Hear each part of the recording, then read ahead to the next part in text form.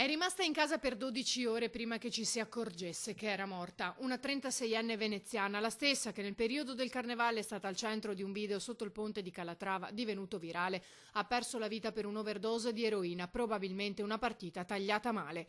È stata lasciata sola in casa a Santa Croce, poco distante da Riva de Biasio, abbandonata nell'appartamento in cui l'hanno trovata prima i medici del 118, poi gli agenti delle volanti.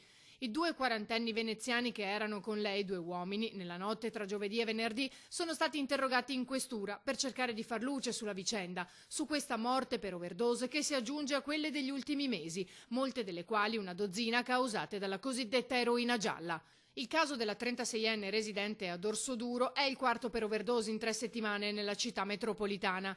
Prima, a metà della scorsa settimana, era toccato ad un artigiano 46enne di San Donà che a quanto pare in un'altra occasione aveva rischiato la vita per overdose mentre era al lavoro. In quel caso il personale medico era riuscito a salvarlo in extremis. In precedenza sono stati stroncati da un'overdose di eroina gialla due mestrini di 20 e 44 anni, circostanza che aveva fatto preoccupare per il ritorno di uno stupefacente che negli anni scorsi si era affacciato sul mercato con enorme successo ma effetti devastanti.